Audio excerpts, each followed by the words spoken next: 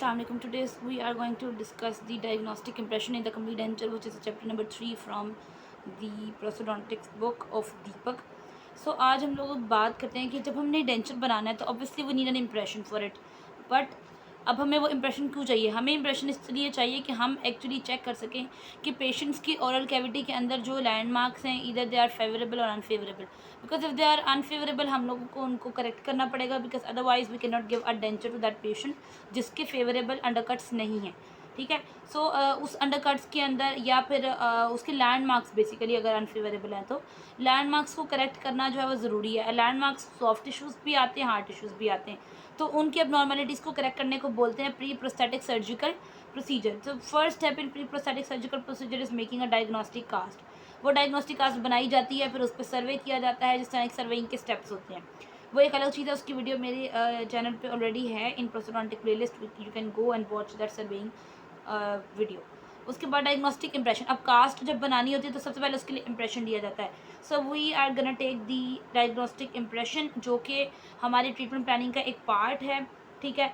अब ये जो है हम लोग इंप्रेशन लेंगे और इससे जो कास्ट बनाएंगे, basically this is not going to use for making the combination. ये हमने सिर्फ आइडिया लेना है, चेक करना है, अपने लैंडमार्क्स को ऑब्जर्व करना और अपना ट्रीटमेंट प्लान डिसाइड करना है. ये हमारा impression, this is not going to be our final impression या वो इंप्रेशन जिससे हम डेंचर बनाएंगे. वो आगे हम बात करेंगे कि वो कौन सा इंप्रेशन होगा जिससे हम लोग डायरेक्टली अपना डेंचर बनाएंगे. So what is a diagnostic impression? A diagnostic impression is a negative replica of oral tissues used to prepare a diagnostic cast. चूँकि impression is always a negative replica, तो diagnostic impression वो negative replica जो कि diagnostic cast बनने के लिए use होगा ना. why we are making the diagnostic cast? हम क्यों बना रहे हैं? We are making the diagnostic cast because हम अंडरकट्स का पता लगा सकें, उनको मेजर कर सकें कि वो फेवरेबल हैं या अनफेवरेबल हैं. क्योंकि यू नो कि अगर अनफेवरेबल अंडरकट्स होते हैं तो उनको हमें ब्लॉक आउट करना पड़ता है with the wax blocking technique और अदर टेक्निक्स एज वेल. और साथ ही साथ हमें पाथ ऑफ इंसर्शन का भी पता लग जाए, ताकि हमें पता हो कि जब हम अपनी प्रोस्थेसिस फैब्रिकेट करें तो देयर इज़ नो हिंड्रेंस उसको लगाने और उतारने में. ठीक है. So this is the purpose why we are making the diagnostic cast. Now coming towards impression, because impression लेंगे तो कास्ट बनेगी. अब डायग्नोस्टिक इंप्रेशन को कैसे लिया जाता है? Using the elastic impression material. ना वो हम पढ़ चुके हैं इंप्रेशन मटीरियल में हमारे पास इलास्टिक और नॉन इलास्टिक होते हैं, और फिर इलास्टिक के अंदर आगे जाके फर्दर हाइड्रोकोलाइड्स और वो आ जाते हैं हमारे पास. तो इंप्रेशन मटीरियल्स जो हमने यूज़ करने हैं that agar and alginate. Rigid impression materials जो है वो कॉन्ट्रा इंडिकेटेड है, वो नहीं यूज़ करने, हमने इलास्टिक इंप्रेशन मटीरियल्स यूज़ करने हैं. ठीक है. रिजिड मटीरियल्स क्यों नहीं यूज़ करने? बिकॉज अगर वहाँ पे एक अंडरकट हुआ, लेट सपोज अगर हमने तो अभी उसको ब्लॉक आउट तो नहीं ना किया, हम तो अभी सिर्फ एक इंप्रेशन ले रहे हैं. तो अगर वहाँ पे लेट सपोज कोई अनफेवरेबल अंडरकट मौजूद होता है तो इट विल गेट लॉक्ड, वो मटीरियल वहाँ फंस जाएगा और फिर वो इंप्रेशन नहीं आएगा और वो ईजिली ब्रेक आउट हो जाएगा. सो एल्जिनेट को चूज़ करने का मकसद ही ये है कि ये इलास्टिक है, इससे रिकॉर्ड ईजिली आ जाता है, अंडरकट्स वगैरह ईजिली पता लग जाते हैं, and most important reason it is economical as well. So the instrument or the armamentarium required or the material required for making a diagnostic impression is diagnostic instruments जो आपने check करने हैं, आपने अंडरकट्स फलाना चीज़ें चेक करनी है, that is mouth mirror and probe. उसके बाद आपको एक स्ट्रोक ट्रे चाहिए होगी जिसमें आप परफोरेशन देखने की परफोरेशन होनी चाहिए. बिकॉज जब एक ट्रे के अंदर परफोरेशन होती हैं तो आपको जो मटीरियल होता है उसमें लॉक हो जाता है उसकी परफोरेशन में. तो इसका मतलब ये होता है कि उसके मटीरियल का डिस्प्लेस होने के चांसेस कम होते हैं. तो परफोरेटेड स्ट्रोक ट्रे क्योंकि उसके अंदर एल्जिनेट जाएगा, रबर बाउल एंड स्पैचुला क्योंकि उसमें आप अपना एल्जिनेट और वाटर को डालकर मिक्स करेंगे और एक मिक्सचर बनाएंगे for making impression. Alginate impression material चाहिए ऑब्वियसली, एंड मयरिंग स्कूप जिससे आप मयर करेंगे कि हाँ मटीरियल यू रिक्वायर. प्रोसीजर. अच्छा, सबसे पहले आपने क्या करना है? अगर वहाँ पे आपने कोई प्रोसीजर पर परफॉर्म किया हुआ है और is anything you had already done in the patient mouth, तो ये इंप्रेशन उसकी हीलिंग के बाद आप लोगों ने लेना है. द पेशेंट ओरल कैविटी को एग्जामिन करेंगे अल्सर्स और अंडरकट्स को चेक करने के लिए. हमने चेक करना कि अगर कोई हीलिंग अभी बहुत फ्रेशली हील्ड एरिया है तो आपने उसको ज़्यादा प्रेस नहीं करना. ठीक है. इंप्रेशन लेते वक्त इंप्रेशन ले सकते हैं, ये प्रोहिबिटेड नहीं है कि इंप्रेशन नहीं लेना. You can take impression but you have to take care of कि आपने ज़्यादा प्रेशर नहीं लगाना. तो फर्स्ट स्टेप तो आपने एग्जामिनेशन किया ओरल कैविटी का. सेकेंड आप स्टॉक ट्रे को सिलेक्ट करें. तो वी ऑलरेडी सेट कि हम लोगों ने, चूँकि हम कंप्लीट डेंचर की फैब्रिकेशन कर रहे हैं तो we will be going towards the impression of edentulous area. तो perforated edentulous stock trays लेनी है जो कि एल्जिनेट के लिए यूज़ होंगी, और इस स्टॉक ट्रे में 2 से 3 मिलीमीटर की क्लियरेंस होनी चाहिए.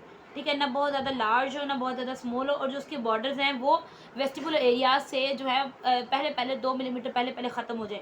ये ना हो कि वो स्ट्रोक करे जाके बिल्कुल वेस्टिबुलर एरिया को चीक एरिया के एरिया मतलब वहाँ पर स्पेस को बिल्कुल टच करे, बिल्कुल टच नहीं करनी चाहिए। There should be a distance between the our soft tissue और आर लैंडमार्क्स और ट्रे के दरम्यान में थोड़ा सा क्लियरेंस रहनी चाहिए। उसके बाद अगर हमें ट्राई मतलब अगर पेशेंट की रिक्वायरमेंट के मुताबिक हमें ट्रे को मॉडिफाई करना पड़े तो we will go for it, हम उसको मॉडिफाई भी करेंगे। तो आप तो कैसे मॉडिफाई करेंगे, उसको बेंड कर लेंगे, कंट्रोल कर लेंगे, प्लायर की मदद से कर लेंगे, ठीक है। आपने नंबर बताया। So the next thing is के जब हम लोगों ने उसको बेंड वगैरह कर लिया, अब हमने इवन स्पेस को देखना है बिटवीन ट्रे एंड टिश्यूज, जो कि ऑलरेडी हमने बात की कि this is the clearance, so clearance of 2 millimetre should be there. उसके बाद अगर सर्कस बहुत ज़्यादा डीप है तो आप जो है वो बॉर्डर्स को बना सकते हैं, क्योंकि ट्रे के बॉर्डर ज़्यादा पता है एक लिमिटेड साइज तक होंगे। सो इफ़ यू वांट के उनको एक्सटेंड करना है तो you can extend it with the help of utility wax. आप बॉर्डर्स बना सकते हैं ट्रे के, ताकि सर्कस की डेप्थ को कवर किया जा सके। उसके बाद आप क्या करेंगे, क्लीन बाउल के अंदर जितनी आपको क्वांटिटी रिक्वायर्ड है वाटर की वो आप ले लेंगे। आफ्टर टेकिंग दैट वाटर हम लोग जितनी क्वांटिटी मिक्स करनी है एल्जिनेट की वो लेंगे, and then figure of 8 like इस तरह आपने अपने स्पैचुला को इस तरह से मूव करना है like you are making an 8 figure. तो उस तरह मिक्सिंग होगी। मिक्सिंग के बाद हम लोग उसको क्विकली लोड करेंगे द ट्रे में, क्योंकि सेटिंग टाइम जो होता है वो वेरी करता है। सेटिंग टाइम के डिफरेंट फैक्टर्स होते हैं। I am not going into that detail, it is something materials का टॉपिक है, लेकिन यू शुड नो के मिक्सिंग टाइम जो है वो कितना है रखना है और सेटिंग टाइम कितना होता है। तो उसके अकॉर्डिंग जल्दी से आप उसको ट्रे में लोड करेंगे और उसको पेशेंट के माउथ में इंसर्ट कर देंगे। अब वहाँ पे आप उसको रहने देंगे और पेशेंट के लिप और चीक को मैनिपुलेट करेंगे, ताकि इम्प्रेशन के दौरान में सारी मूवमेंट्स भी परफॉर्म हो सकें। लिप्स को मूव करेंगे अपवर्ड आउटवर्ड डाउनवर्ड, इससे क्या होगा, फ्रेनम और सल्कस वगैरह की रिकॉर्डिंग जो है वो अच्छे से हो जाएगी। अब ट्रे को आप होल्ड करके रखिएगा जब तक मटेरियल सेट नहीं होता, क्योंकि अगर वो लिक्विड ही है या अभी उसका मिक्सचर इतना हार्ड नहीं है तो उसको होल्ड करके रखना पड़ेगा। वंस इट इज सेट तो आप उसको छोड़ भी सकते हैं। मटेरियल के सेट होने के बाद अब उसको क्विकली रिमूव कर लेंगे, और उसके बाद आप इसको आप उसको एक ही स्नैप में, यानी ये नहीं कि आप उतारें जर्क जर्क में नहीं करना, एक सिंगल जर्क में आपने उसको रिमूव करना है, ताकि वो वहाँ पे डिस्टॉर्ट ना हो। एक्सेसिव इंप्रेशन मटेरियल जो है वो आपने ज़्यादा नहीं भरना उसको, बिकॉज उससे गैगिंग रिफ्लेक्स हो जाता है, वॉमिटिंग एंगेज हो सकती है। तो पेशेंट जिनकी हाइपर सैलिवेशन का इशू है, जिनका सलाइवा बहुत ज़्यादा आता है, you can give them anti sialagogues like methantheline bromide, और आप इसको यूज़ कर सकते हैं टू रिड्यूस द सैलिवेशन। अच्छा, अगर बहुत बड़ा एक अंडरकट मौजूद है तो इम्प्रेशन को आपने उस डायरेक्शन ही में रिमूव करना है जिस डायरेक्शन में वो अंडरकट फॉर्मेशन हुई है, क्योंकि अगर आप ऑपोजिट में रिमूव करने की कोशिश करेंगे तो वो टूट जाएगा। So remove it with in the direction of the undercut, ठीक है, इससे वो डिस्टॉर्ट नहीं होगा। तो this is the procedure how we are gonna take the impression for making the cast. अच्छा, अब इन इस दौरान में आपने कुछ एक दो टेक्निकलिटीज़ का ध्यान रखना है। And what are those technicalities, कि अगर पेशेंट के अंदर ऑलरेडी पेरिडोंटिकली कॉम्प्रोमाइज टीथ मौजूद है, हैविंग बैड पेरिडोंटल हेल्थ, जिनको एक्सट्रैक्ट करना है, तो आपने क्या ध्यान रखना है कि आपने बाकी टीथ को ट्रोमेटाइज नहीं कर देना वाइल रिमूविंग द इम्प्रेशन, ठीक है। In such cases impression should be withdrawn along the longs the remaining tooth, के बिल्कुल उनके साथ साथ निकालना है, ताकि ये ना कि वो दांत ही निकल जाए और समथिंग अदर प्रॉब्लम क्रिएट हो जाए। उसके बाद सेकंड थिंग का ध्यान रखना है कि इम्प्रेशन लेने के बाद यू हैव टू चेक कि उसमें स्पेसेस वॉइड्स रफ एरियाज और वो चीज़ें नहीं हो। अगर ऐसा है तो आपको इम्प्रेशन रिपीट करना पड़ेगा। So this is how we take the diagnostic impression. अब इम्प्रेशन ले लिया, चेक भी कर लिया, हर चीज़ उसके अंदर ठीक है ना, we are gonna make the diagnostic cast. Diagnostic cast बनाने से पहले जो इम्प्रेशन लिया है उसको क्लीन और डिसइंफेक्ट करना है। सो बहुत सारे लोग यहाँ पे उस स्टेप को छोड़ देते हैं, by the way it is very important. Disinfection of the impression is important to prevent the diseases like hepatitis, AIDS और अदर herpes सिम्प्लेक्स वगैरह। तो इसके लिए हम लोग जो डेंटल स्टोन है उसको हम लोग should be sprinkled on the impression to identify the saliva. तो हमने चेक करना है कि इम्प्रेशन के पास कोई सलाइवा तो नहीं रह गया। तो अगर सलाइवा मॉइस्ट होता है ऑब्वियसली, तो स्टोन जो है वो पाउडर ड्राई है, तो उसके ऊपर लगाएंगे तो हमें रिकॉग्नाइज हो जाएगा कि सलाइवा प्रेजेंट है या नहीं। अगर प्रेजेंट है तो ऑब्वियसली हम उसको रिमूव करेंगे। रिमूव करने के लिए कैमल हेयर ब्रश को यूज़ करना है डिप्ड इन वाटर, और उसको यानी क्यों हम इसको ब्रश के साथ करें साफ़, बिकॉज हम उसको डायरेक्टली अंडर द वाटर नहीं कर सकते, बिकॉज वो डिस्टॉर्ट होने के चांस होते हैं, बिकॉज अभी वो इतना ज़्यादा हार्ड नहीं हुआ होता। तो हमने उसको कैमल हेयर ब्रश की मदद से, जो कि वाटर में डिप किया हुआ था, तो आराम आराम से उसका सलाइवा रिमूव करेंगे। उसके बाद हमने इम्प्रेशन को जब डिसइंफेक्ट कर लिया बिफोर पोरिंग हर कास्ट, तो एक और चीज़ भी हम कर सकते हैं, immersion of the impression in the disinfectant like iodophor for 10 minutes. तो आप इसको डायरेक्टली उठा के भी रख सकते हैं इन दी डिसइंफेक्टेंट, जिसका नाम यहाँ पे आयोडोफोर बताया गया है। 10 मिनट्स के आप उसको रखें तो आपको कंप्लीट डिसइंफेक्शन मिल जाएगी। ठीक है, एक तो सलाइवा रिमूव करना है पहले और आप उसकी डिसइंफेक्शन करेंगे। उसके बाद जब आप डिसइंफेक्शन कर लेते हैं तो इसका मतलब है कि देयर इज़ नो ब्लड और there is no debris contamination on the impression now. तो आप कौन कौन सा डिसइंफेक्शन चूज कर सकते हैं? You can use the 1% sodium hypochlorite, 2% glutaraldehyde and dilute hypochlorite और आयोडोफोर, जो कि यहाँ पे ऑलरेडी मेंशन किया फॉर 10 मिनट्स। उसके बाद आप मेथड्स कौन से यूज़ कर सकते हैं? You can use steam spray, heat sterilisation.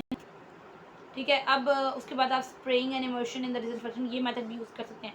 इसमें इंप्रेशन के ऊपर हम स्प्रे करते हैं डिसइंफेक्टेंट का और उसको रैप कर देते हैं डिसइंफेक्टेंट सोक्ड पेपर टावल में 10 मिनट के लिए। डायरेक्टली सोक करने के बजाय पेपर टावल जो होगा उसको यानी उसके ऊपर डिसइंफेक्टेंट सारा लगा होगा और now you are wrapping your impression in that. ठीक है, और डिसइंफेक्शन के बाद इंप्रेशन को आपने रिंस कर लेना है एंड उसके बाद उसको ड्राई कर लेना है ताकि उसके अंदर कोई एक्सेस वाटर ना रह जाए। अब आपका इंप्रेशन जो है वो डिसइंफेक्ट हो चुका है तो अब आपने उसको स्लरी वाटर में रख देना है, क्योंकि जब आपने ये सब प्रोसेस किया तो हो सकता है कि उसके अंदर से वाटर कोई श्रिंक हो चुका हो। तो now you are placing that impression in the water ताकि वो श्रिंकेज वगैरह कंपनसेट हो जाए, और अगर नहीं हुई तो ना हो भी ना। ठीक है, so slurry water improve the wettability of plaster over the impression surface, wettability को इम्प्रूव करता है, यानी wettability is water retaining property of a material. ठीक है, excess impression material should be trim gently with a BP blade, बहुत आराम से अपने एक्सेस रिमूव कर लेना है। अगर आप क्या करेंगे, फेल हो जाएंगे ट्रिम करने में, तो फिर अगेन वही बात कि आपका impression distort and you are making the words tray और फिर वर्ड्स आगे जा रहा है। तो very very careful while trimming, because वो बहुत ज़्यादा इंपॉर्टेंट है ट्रिमिंग करना, ताकि जब आप ट्रे बना रहे हो और कास्ट बना रहे हो तो ज़रा ईजीली आपको काम करना पड़ेगा। ओके, सो सेकंड स्टेप हमारा हो गया। First step was impression taking, second step was infection control करने के लिए डिसइंफेक्शन कर ली इम्प्रेशन की, and third step is now coming towards the main step which is the pouring of diagnostic cast. Cast को आपने 15 मिनट के अंदर अंदर पोर कर लेना है इम्प्रेशन मेकिंग के। Base farmer would be good अगर आप उसको यूज़ करें मेकिंग अ प्रॉपर बेस। उसके बाद आप क्या करेंगे, डेंटल प्लास्टर लेंगे, वो इकोनॉमिकल होता है, डिटेल्स अच्छी आपको दे देता है, तो उसके लिए आप लेंगे उसको। सबसे पहले हमें क्या करना है, इंप्रेशन को प्लेस करना, स्टेबलाइज करना है और अ पीस ऑफ कॉटन, ताकि रिज जो है वो आपको पैरेलल टू द नज़र आए कि वो बिल्कुल आपकी सरफेस के पैरेलल है। ठीक है, उसके बाद आपने क्या किया है, रिक्वायर्ड क्वांटिटी वाटर और पाउडर, ये जो हमारा है डेंटल प्लास्टर का पाउडर, इसको लेके मिक्स किया in the circular motion. Remember, जब आप इंप्रेशन मटेरियल को मिक्स करते हैं एल्जिनेट को, तो आप 8 मोशन में करते हैं। बाय द वे, जब आप प्लास्टर को करते हैं तो you do it in a circular motion like this. For alginate it was kind of this 8 motion, but for plaster it is like of this. So एक दफ़ा उसकी अच्छी कंसिस्टेंसी बन जाए, आप उसको वाइब्रेटर में भी रख सकते हैं। अगर आपके पास नहीं है तो यू नो इंश्योर करें कि इसके अंदर कोई बबल्स ना हो। उसके बाद आप 3 पोर करेंगे। 3 pour technique is very very important. So I am writing है 3 पोर टेक्निक, जिसमें 3 पोर्स होंगे। I will tell you why 3 pours होंगे और क्या सिग्निफिकेंस है इस टेक्निक की, वो भी बात करते हैं अभी। The first pour should be a more liquid consistency, यानी बहुत थिक नहीं होना चाहिए, थोड़ा सा लिक्विड ही हो। ठीक है, और आपने डिस्टल एंड से शुरू करना है लाइक दिस। ये डिस्टल एंड है इंप्रेशन का, और आपने I will zoom out it for you, you can see one and, यानी डिस्टल एंड से शुरू किया।